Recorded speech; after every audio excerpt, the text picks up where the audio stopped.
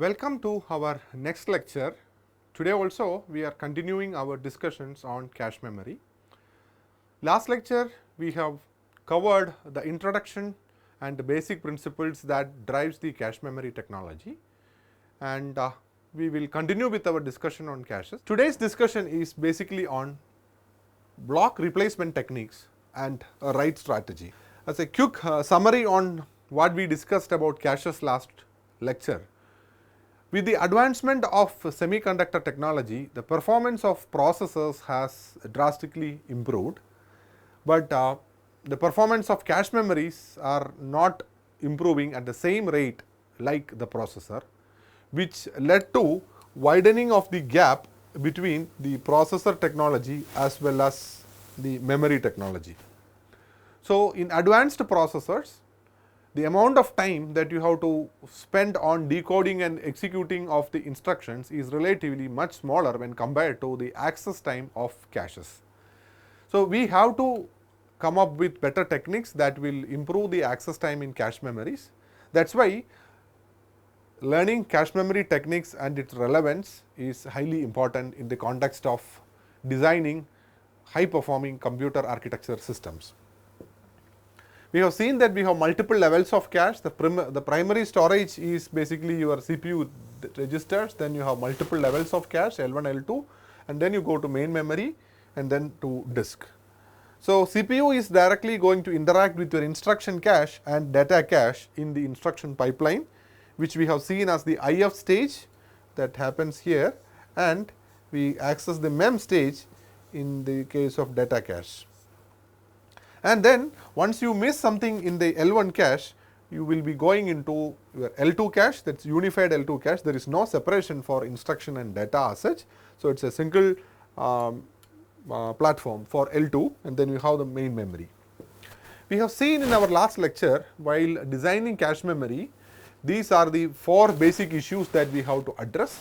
Where will we keep a block when you bring a block from main memory and putting it in the cache, and that is been addressed by the block placement techniques, that is direct mapping, associative mapping and set associative mapping. And then once CPU gives an address, how the cache controller is going to identify whether the addressed word is present in cache or not. That has been done with the help of block identification, and the principle that drives behind block identification is the given address is split into tag bits, index bit and offset bits. With the index bit, your access is restricted to a given set, and only the blocks within the set is being searched, and there is a tag matching that happens. The most significant bits of the address is mapped with the tag bits that is stored in the corresponding index. So, we have completed our discussion on block placement and block identification. Today we will cover the other two, that is one on block replacement, and then we see what about the write strategy. So, what do you mean by block replacement? Whatever cache memory we have, this is having a finite size. That is the reality. So, while you fetch instructions, over a period of time, you might have completely used up the entire available space in the cache memory. So, in that case, how will you allocate space to the new request? So, the scenario is cache memory is already filled with demand blocks in the past. Now, there are no more space available. Then what will we do for the incoming request? So, surely we have to take out certain blocks. We call it as the victim block. The block replacement strategy basically focuses our discussion into how can you find a victim block that is to be evicted. You are throwing out that block such that you will get space for the incoming block. So, what we do when the cache memory is full? Now, when you have a direct mapped cache, things are pretty very simple. In the case of a direct mapped cache, you have a specific index. Let us say in the given address what we have, I have tag bits, I have index bit and offset bits. Let us say the value corresponding to the index bits is 24. That means for this given address, whenever we are trying to access cache, our cache access will be restricted to the set number 24. When you go to set number 24, if it is already having a valid block there, might be, that is a block that is already brought into set number 24 in our discussion in the recent past. So, the new request is actually mapping to a block, or to be specifically into a set index where already a block is existing. Since the newly requesting block can be kept only in set number 24, there is no other choice. Whichever block is currently residing in set number 24 has to be evicted out and the new block has to be kept in. So, in the case of direct mapped case, things are easy because of the fact that there is no choice. You do not have to pick one block from many, because all the address has a specific set index, and this block upon bringing to cache memory has to be kept in that specific set index only. So, whoever is currently occupying that set index has to be removed out, giving space to the new one. But things are a bit more complex when you are going for a set associative cache. Generally, all the caches that we use in our modern processors, they are set associative caches. Rarely we see fully associative and direct mapped cache.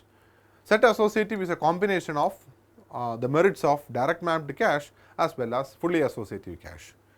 Now, in this case, given an index like this, for example 24, there may be having, so if you reach to the set index 24, let us say it may be having two blocks. One is block 0, other one is block 1.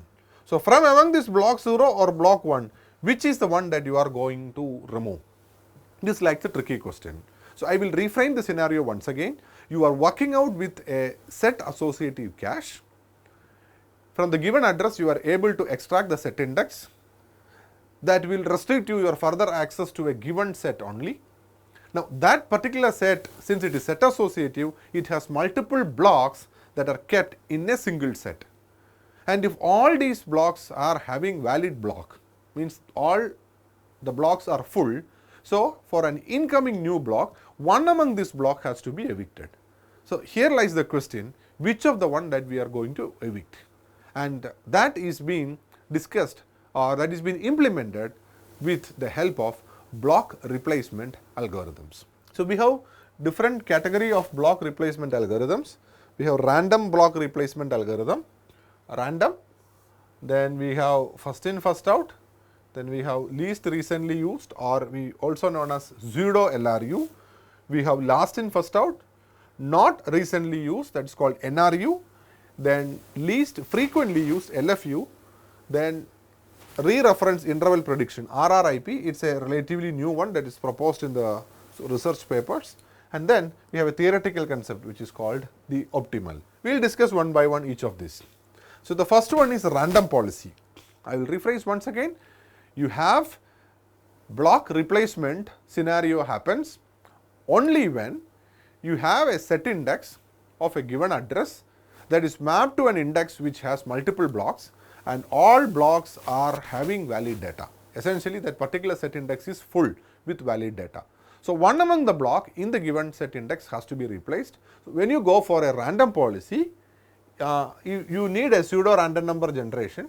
So, in this scenario what happens is, let us say you have a block, these are the these are the 4 blocks of a given index. Now, all these 4 blocks are having valid data. So, you are trying to generate a random number in this index 0, 1, 2 and 3. Let us say the random number picked is 2, then 2 is going to be your victim block. The contents of 2 will be removed and the new incoming block will be kept here. Now, maybe for a future access, upon looking for random, we may be considering a different random number. Let us say this time random number happened to be 1, then 1 will be evicted. So, this process is relatively simple. Go to the corresponding set index. In that index, let us say you have 4 blocks, that means it is 4-way associative. Choose a random number between 0 and 3, and then that is going to be the victim block. Replace that block with the newly incoming block. So, the overhead is 0 or 1 amount of work is done because it takes constant amount of time. It makes no attempt to take the advantage of any temporal or spatial locality. So, it can so happen that whatever block that is randomly identified may be containing a data that is just recently used, or it may be most frequently used also. So, your random policy is not having any implementation overhead, but it has its own demerits of the fact that sometimes a very highly used block also can be evicted out of random policy. So, this is not that much common in implementation wise. The next one is relatively easy to grasp, that is called the first in first out replacement policy. So, first in first out policy evict the block that has been there in the cache for the longest. So, whoever has come first into the cache, that is been recorded.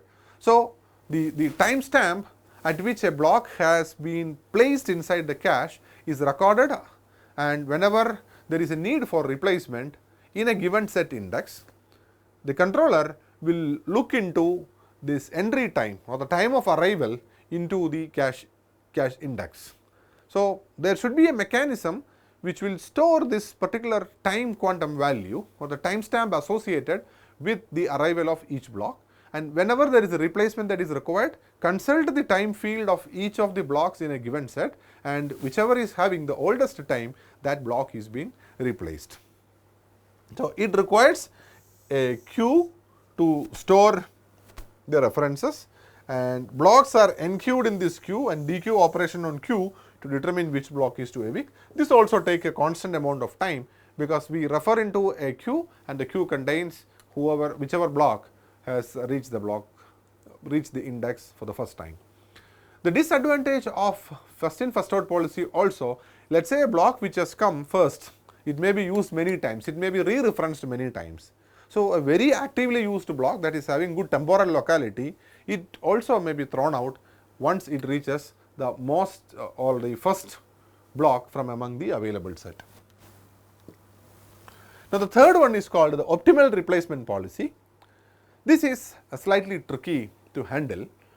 In the case of an optimal replacement policy, from among the existing blocks in a given set, we are trying to find out which is the one that is going to be used most latest in the future. That means the next reference to the block is farthest in future. Evict block with longest reuse distance. This requires a knowledge of the future. We can't build this, but can model with the help of a trace. So, in a real time scenario, when you get a request, we will consult all the blocks in a corresponding set index. Out of the blocks, which we will see which of this block is going to be not recently used in the future, and we do not know what are the access patterns in the future in real time, because the cache miss request come on the fly, dynamic, and we need to know, let us say this particular block, let us say we have 4 blocks, block 1, 2, 3 and 4, these are the 4 blocks in the current set, and we know that block number 1 will be used at clock cycle 370, 2 is going to be used at clock cycle 385, 3 will be used at clock cycle 360, and let us say 4 is going to be used at clock cycle 400. Now, if you have a cache block with all these blocks available inside this 1, 2, 3 and 4, now let us say we are at clock cycle time 350, I have to bring a new block, I have to evict one among this. I know that out of this, block number 4 is going to be at 400, all others 1, 2 and 3 are going to be used a bit earlier than the reuse of 4. That is why we are going to find out the longest reuse distance, thereby making 4 as the block to be evicted in the case of an optimal replacement policy. So, optimal replacement policy is slightly better than LRU. So, consider the case you have a 4-way set associative cache. So, these are the 4 ways X, A, B and C. These are the blocks that are located in the 4 blocks of a given set index. Now, if you use a FIFO replacement policy, X is going to be replaced because X came first. Now, if you are going for a least recently used policy, you know that whenever D is going to come, D has to be given some space here. Will you replace X, A, B or C. We know that X is going to be reached in the near future. So, X should not be replaced, you should be replacing either A, B or C. But as per FIFO policy, it is X is what we replace. As per optimal replacement policy, we will be replacing A, B or C to give space to D, such that X, which is needed in the near future, is kept inside the index. Now we will see about least recently used policy. So from among the available blocks, we are going to see what is the time at which the last access happened.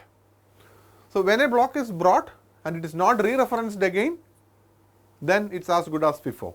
But there are certain blocks inside a given set index which will be re-referenced again, and this re-reference is time, re-referencing time is noted. So once you have this re-referencing time that is available, least recently used can be easily handled. So let us say if you have an associativity 2, that means you have a block where you have 2 blocks in a given set, and you can use a single bit. Let us say there is one particular bit that is going to be used. When the bit is 0, that when you bring a block, you can put it as 0. When one of these blocks are going to be accessed again, you are going to make it as 1. So when this is accessed, that is made 1, this is made to 0. So at any given point of time, this one bit has to be flipped across this both. Or if it is a two-way associative, the most simpler thing is this particular bit, whenever the value is 0, then this block is referenced recently, and whenever this value is 1, then this block is referenced recently. So a single bit per line indicates LRU or MRU policy, and these values have to be set or clear for each of these axes. So as far as the associativity is 2, a single bit will solve your problem. But when your associativity is slightly larger, so when A stands for associativity, that means number of lines kept in a single set. When A is larger than 2, LRU is difficult as well as expensive. So you have to record the timestamp at which the access happened. For that, how many bits you have to use, how many bits, with the 2 bits you can store only 4 timestamps, 00, 01, 10 and 11. If you increase the number of bits to 3, you can have 8 timestamps. So it is a design choice how many bits you have to use to represent the timestamp. And then once there is a replacement scenario, then we have to find out what is a minimum timestamp. So whenever there is a need for evicting a block, from among the available candidates, find out what is the minimum block. So you require often time to find out who is minimum. You have to compare between that, and that is slightly an expensive logic. So we need a sorted list. So this list has to be resorted on every cache access, and roughly it will take log of number of ways, that many bits per block is required, and this is done with the help of shift register implementation. So to sum up, the idea of least recently used cache block replacement is to find out which of the block in a given set index is the one that is least recently used. So we require EXA flag bits which are updated on every cache access, which will record, or the combination of these bits will record which of these block is least recently used. Now we will consider what is the difference between random, FIFO and LRU. So whenever you have a random policy, you will replace any of these old block and given space to a new block. Now when you are having the FIFO policy, you are trying to record at what time a block has entered cache. So let us say we have a block entering at 8 o'clock, 7:48, 9:05, then you have a block at 7:10, then 7:30, 10:10 and 8:45. Whenever you get a new block, you consult all these entries and you find that 7:10 is the oldest one. So that particular block is been removed. That is the idea of FIFO policy. Now when you come to the LRU policy, rather than the insert time, we are going to record the last used time. So you come to know that this was used at 6:50, whereas all others are used after that. So then this block will become the least recently used, that is been evicted, and you are giving space to the new block. Let us consider the implementation of LRU. So consider this is known as the LRU list. This list is going to maintain the most recently used one always at one end of the list. So this means this block number 2 is the most recently used one, and the upper side is always having the least recently used. So how this idea has been worked out? So this is a classical case of a set associative cache where every set has 8 ways. That means you have 8 blocks in a given set. So whatever number you see, these numbers are the way numbers, way 2, way 5, way 7, way 0, way 1, 3, 6, 4 like that. Out of which what they tell, currently way 4 is the least recently used. That means the last access maybe was to way 4 and means was not to way 4, it's least recently used, and 2 is the most recently used block in this. Now we will consider by looking at an example for a deeper understanding of how this LRU list is being maintained. So LRU stands for least recently used and MRU stands for most recently used. So consider, let's say in cycle 1 there is a hit in CL0, that is a way 0. So this is way 0. So what we do is this way 0 is being added into this list, in the LRU list. So you go to the MRU block. So 0 will come down and 7 will be linked to 1. That is what you see. So the same order 2, 5, 7 is maintained. The 0 which was there, now we are going to have a hit in 0. So 0 is added as the most recently used one, and these portions are not touched. So after a hit in any of these block, the block which is encountered with a hit, that is being updated with the MRU policy. So the 0 is coming here. Now let us consider one more scenario where you get a hit in cache block 7. So the 7 which was there somewhere, 7 will be added into the end. So whoever, so here what happens, you have a hit in block 4. So 4 will come down, and then you have a hit in 7, 7 will come down. So I will repeat once again for a better clarity. Let us say you have a scenario where in the very first clock cycle you got a hit in block 0.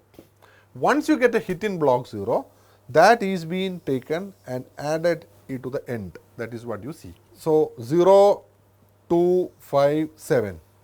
Wherever 7 and 1 was there, that has been directly linked now. Now we are getting a hit in block 4. So this 4 will come down. So you have 4, 0, 2, 5, 7. That's the way how the access happens. And these portions are not used. This 6, 3 and 1 are not used at all. Out of which 6 is the least recently used. Then we got a hit in 7. That means the 7 will come down. So you have 7, 4, 0, 2, 5. That's the order in which happens. In this cycle, there is a miss. You encountered a miss. That means all the blocks are full. When you have a miss, then the replacement algorithm will work.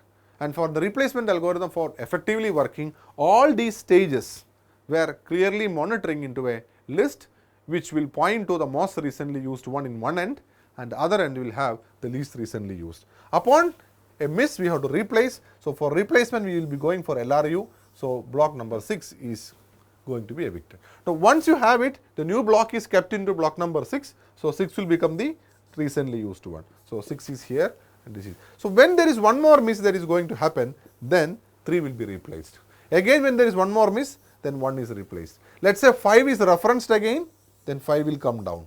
So naturally 2 will go up. When 2 is referenced, 2 will come down. So any time when you are going to have a reference on it, that particular block number is added to the most recently used side of the list, and always the other side will have the least recently used one. Familiarizing with the approach of how will you find the least recently used block is very, very important in understanding this block replacement policy. Now this implementation of LRU, you need to have a maintain a list, and the number of entries are more, and the updation of this list, it is going to be slightly time and space consuming. So there is yet another slight variation that is called pseudo LRU approach. So consider the case, you have 8 different ways of a block. So we are talking about an 8-way associative block, and these are the different ways, and these are the data J, F, C, B, X, Y, A and Z are the data that are already stored in these 8 ways. Now, we will try to understand how you are going to work with pseudo LRU policy. So, in the case of a pseudo LRU policy, we work with a partially encoded binary tree that is pointing to which is the most recently used one and which is the least recently used one using a pseudo approach, pseudo LRU approach. So, what we do here, rather than an LRU policy, you are going to work with the help of a binary tree, and each node records which half of the binary tree is the older one or the newer one. So, the arrows of this binary tree are being updated. So, update the node on each of the reference and follow older pointers and to find the LRU victim. So, ideally you have a tree and the tree is of 3 different levels are there, and there is a root which has 2 children, and each in turn will have 2 more children each, and they will be pointing to 2 more blocks. So, like that all 8 blocks are being pointed by this. Now, what happens is whenever you get a request, based upon the relative position of that particular block in this tree, the arrows in this tree are flipped. You are going to update these arrows in order to get an idea of which is this recently used one. Let us try to work with the help of an illustrative example which will help in better understanding of this. Let us say these are the data that is already present. So, your 8 way are, we will see how pseudo LRU is going to work with the help of an example. So, these are the 8 ways that are storing data in the 8 blocks of a given set index. Now, we get a stream of request. Let us say the first request is coming is J. So, J is the one that is going to be accessed. So, J is re-referenced. So, J is located in this particular block, and how will you reach that block? You can reach the block like this. So, from here you reach here, then you reach here, and then you are going to come here. Now, this path is going to be updated in a process by which J is accessed. So, from the root to go to J, so if I am going to access J, then I have to go to the upper subtree. So, from this point onwards, the upper subtree is a recently used subtree, because to reach J, I will always take the upper subtree. So, lower subtree is the least recently used. When you come to the first child, there also the upper subtree of the first child, that means this portion is going to be used now, that means the lower portion is least recently used. And when you come to the third tree, this portion is least recently used. So, then if you look to J, there is no arrow here, there is no arrow here, there is no arrow here. So, wherever there is no arrow, that is the most recently used one, and wherever there is arrow, that shows the least recently used path. So, when you access J, once the access to J is over, the pointers of the partial encoded subtree will be pointing like this. Let us say you have Y. Where is Y located? Y is located in this side. Now, to reach Y, what will happen? From the root, when I am going to access Y, this arrow is going to flip. The arrow will go to the upper side, because after accessing Y, then the upper subtree is going to be less recently used. Now, to access Y, rather than going to this node, we are now focusing our attention to this node, and that node, in order to access Y, you have to take the upper subtree. So, naturally the arrow will come in the downward direction. So, arrow will come here, and this is the node, and their arrow is going to in that direction. So, you can see that to access Y, we are actually taking a path. There is no arrow here, there is no arrow here, there is no arrow here. That is the way how Y is accessed. So, this is slightly tricky. So, I request you to practice this 2-3 times in order to get a fair idea of how things work. Now, let us say the next request is to X. Now, things are pretty simple now. X is accessed here. So, to access X, where will you go? For the root. Still there is no change for that that node in the root, because it's already pointing to upper side, which tells. So always the arrow is pointing to the least recently used one. So now the downward side is most recently used in order to get x. The second one will flip, and the third one is going to flip like that. So once you access z, so in the case of accessing of z, there won't be any change for the root, because the root's arrow is pointing upwards. The second one, the arrow will flip. This arrow is going to flip the direction. So arrow will go up, and the next level arrow will go pointing to A. Continuing further to access B. Now in the case of accessing B, since B is located in the upper subtree, then the arrow of the root is going to vary. So the arrow of root is going to get itself flipped. The arrow will come down, and for this particular subtree, since it is pointing to B, this arrow will get flipped, because B is there in the lower half. Remember, arrow always point to least recently used. So whichever block is currently accessed, that can be reached without passing through any arrows. Next we have C. In the case of a C, there is no change in the root, there is no change in the second level also, and this arrow is going to flip down. So this is the way how C is accessed. Now continuing further, we got an access to F. Now F is there in this point. Root, there is no change, because already the lower side is done. Second one is going to flip, it's already flipped now, and this will be flipping pointing to J, because F is now currently accessed. That means the arrow will pointing to the upper side, arrow is changed. Continuing further, we will complete the sequence. Let us say the next one is A. Once you manipulate with A, the root is going to get itself changed. The second node also will maintain the same position, and this last one will point to Z. That is what happens. So now all these blocks in this given set are already accessed. Since all these nodes are already accessed and they are accessed at different point of time, this tree structure what we have will give an indirect indication of which was the recently used, which were the most recently used. If you travel only through the arrow,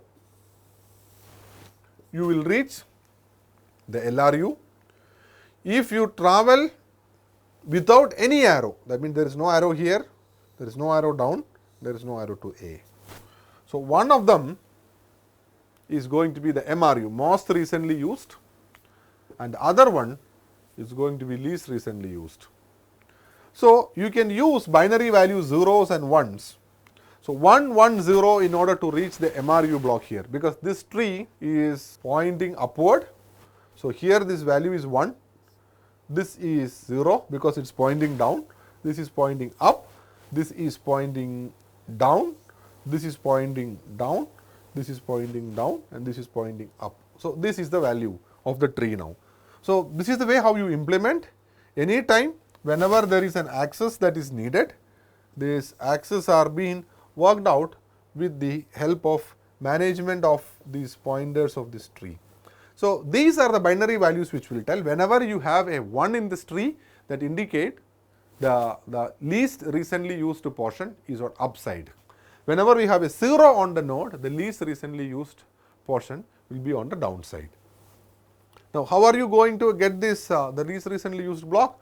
You have to find out 1, 1, 0 in this case, because 1 is going up, 1 is going up, and the 0 is pointing to the corresponding location. So we can prepare a partial ordered encoded tree here, where you can tell that Z and A, when you compare Z and A is going to be the one that is least recently used, because there is an arrow to Z where there is no arrow to A. When comparing X and Y, we can see that there is an arrow to Y, but there is no arrow to X. So X is least recently used. Similarly, C is not least recently used, and F is least recently used. Continuing further, when you compare, these two are the winners. A is least recently used and X is least recently used. Comparing A and X, we will come from the arrows that A is least recently used than X and C is least recently used than F. Ultimately, we find that from among F that is there on the upper side and A is there on the lower side of the subtree, we can find that A is the least recently used block in the entire index.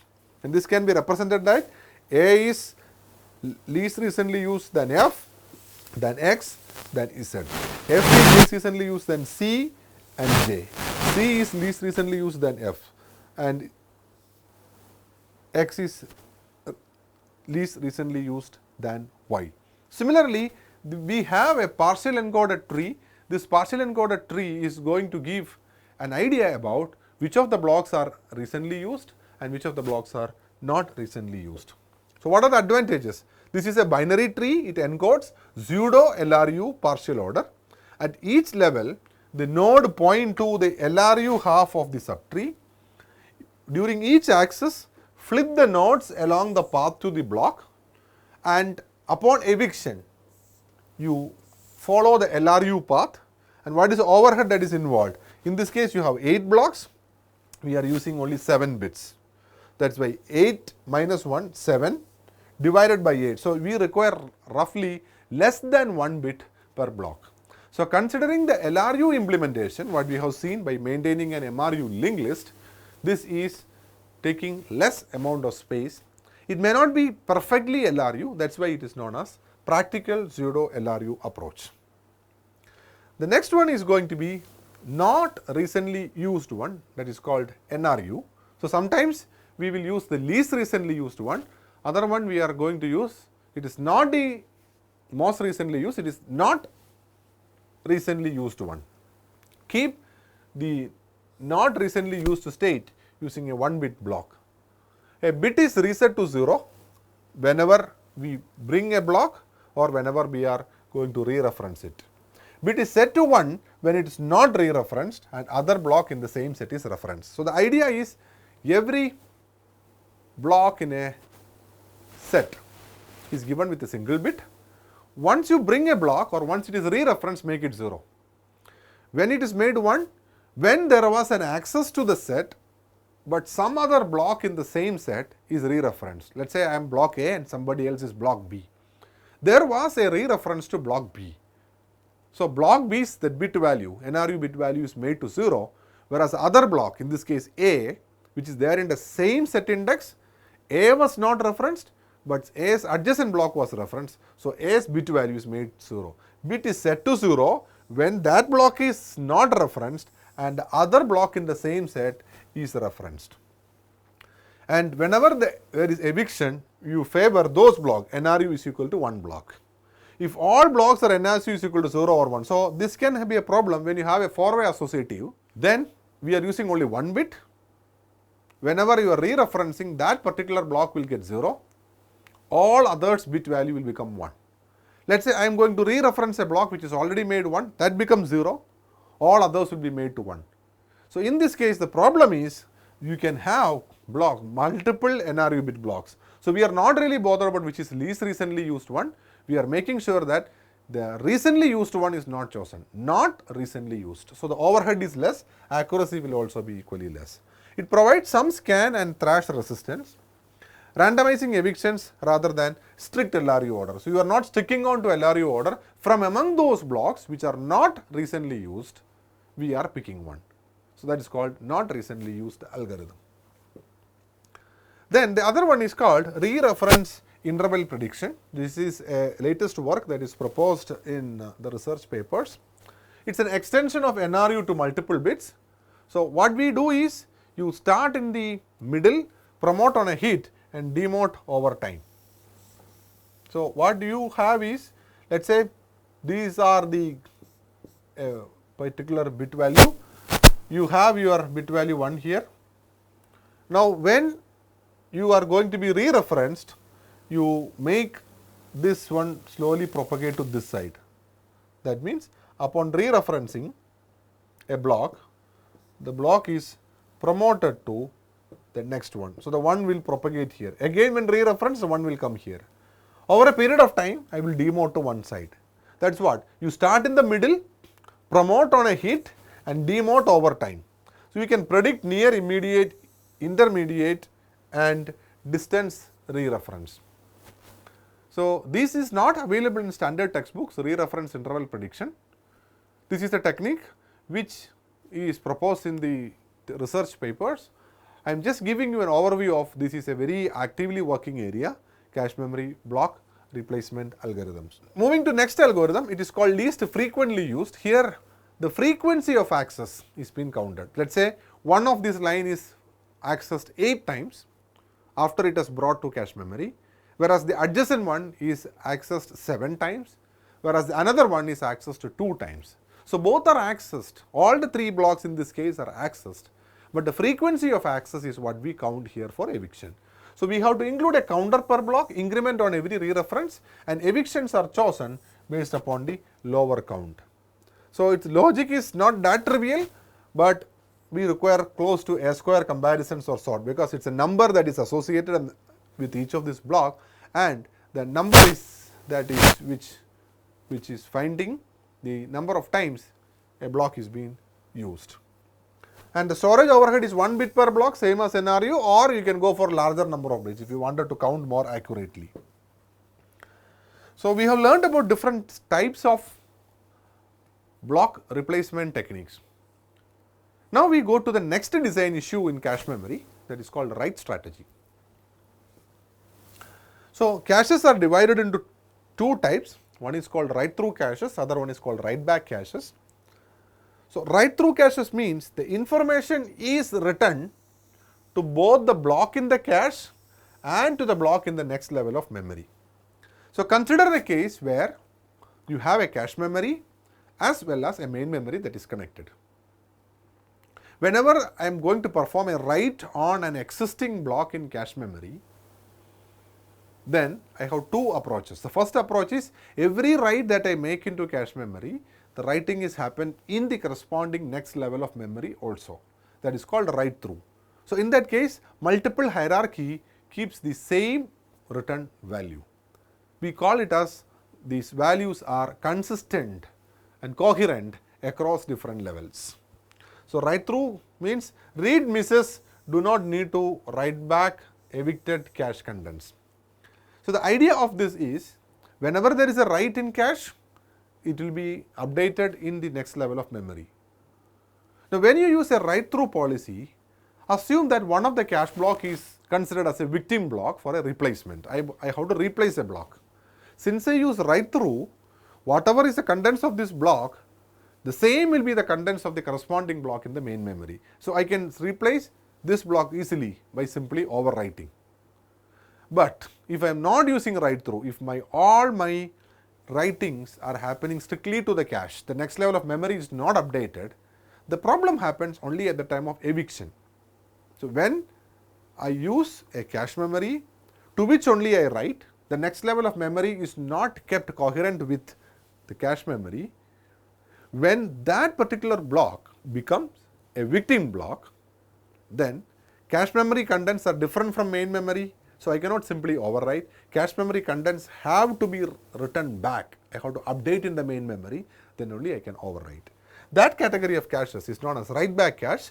Information is written only on the block in the cache memory. The modified cache block is returned to main memory only when it is replaced. So, how will you know whether a block is modified after bringing to cache? And that is what is called a dirty bit or modify bit. So, in the case of a write through cache, all writes happen in cache as well as in the next level of memory.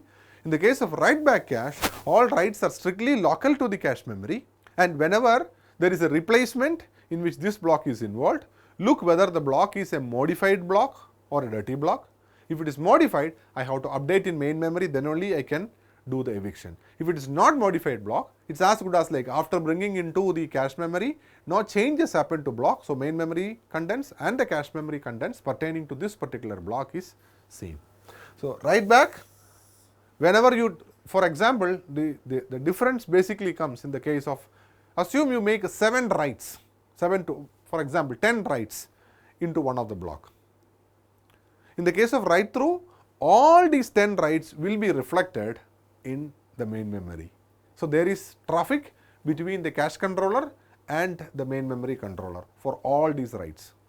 If I am using a write back cache, let's say I am making 10 writes one after another, all the writes are happening in the cache memory only. The bandwidth between cache memory and the main memory is unaffected. So it's a design choice, should we go for a write through cache or a write back cache. Now what will we do when there is a write miss? In the case of a read miss, what happens? The requested block is not present, you go to the next level of memory, bring it to the block and then you read. But write miss means processor has completed the operation, processor wanted to store the result of the operation in the cache memory. But when you look into the cache memory, the controller says that there is a tag mismatch, it is a write miss. During write miss, there are two policies. The first policy is go to main memory, bring the block to the cache, that may lead to some evictions and then write on it. So the writing happens in the cache. The second policy is whenever we encounter with the write miss, anyway you have to go to main memory, then and there you update in the main memory itself. So write allocate caches means the block is loaded into the cache on a write miss and then you perform the write on it. No write allocate caches means the block is modified in the memory but not in the cache. Now there are different types of cache misses. So miss is a scenario where processor gives an address, that particular address is not available in the cache. Misses are categorized into three types. First one is called compulsory miss. When you switch on a system, initially your cache memory is empty. Over a period of time, you are going to give new requests and these are all demand requests which will encounter misses and go and bring in from main memory and fill it up. So the very first access to any block is always a miss. That is called a compulsory miss. Will occur even if I use a very large cache also, compulsory miss will still happen. Second one is called capacity miss. If cache cannot contain all the blocks that is needed, let's say cache memory is small when compared to the memory footprint of a given program, then whatever category of miss that you get, that is known as capacity miss. So misses, even this happens in a fully associative cache. Caches are small than the available memory footprint. Conflict miss. If too many blocks are mapped to the same set, so consider the case you have 8 blocks, you are using a direct mapped cache, block number 0, block number 8, block number 16, block number 24, all are mapping to block 0 in the cache. Similarly, other blocks are also like block 1, block 9, then block 17, they are also mapping to block 1. So multiple blocks are mapping into the same block in cache memory due to the same indexing. So when two blocks which are mapped to the same set index are accessed one after another, one will evict the other one. Such a kind of a scenario is called conflict miss. Occurs in associative or direct mapped caches only. Because the cache may not be full, but the block we are trying to access, that may be full. And that completes today's session. So just to summarize what we had our discussion today, we were continuing with the design issues in cache. The first issue that we learned today was block replacement strategies, cache block replacement techniques. Whenever you get a request from the processor, after identifying the set index, once we reach the set index, the controller will see whether the blocks in the set index are already full. If the blocks in the set index are full, then we have to find out a victim block. The technique by which a victim block is identified is called cache block replacement technique. We have used a random policy, first in first out policy, LRU policy, pseudo LRU policy, optimal replacement policy, frequency of usage, most frequently used policy, not recently used policy, re-reference interval prediction policy. Then we learned about the write strategies, write through caches, wherein caches and memory are coherent, write back caches where cache only is updated and memory is updated upon eviction. We learned about write allocate cache. For a write miss, we will bring the block into the cache memory and then only you perform a write. They are called write allocate cache. And write no write allocate caches, they are basically those wherein upon encountering a write miss, the writing happens directly in the main memory, not in the cache memory. And we categorize the misses into 3. Compulsory miss, which happens whenever an address is referenced for the very first time. Capacity miss, whenever the memory footprint of a given program is larger than that of the cache memory. And then we have conflict miss, where misses are happening with respect to conflicts of set index. So, with that we complete almost the basic aspect of cache. Next lecture we will slightly focus on our attention to performance improvement in cache memory, basically cache optimization techniques. Thank you.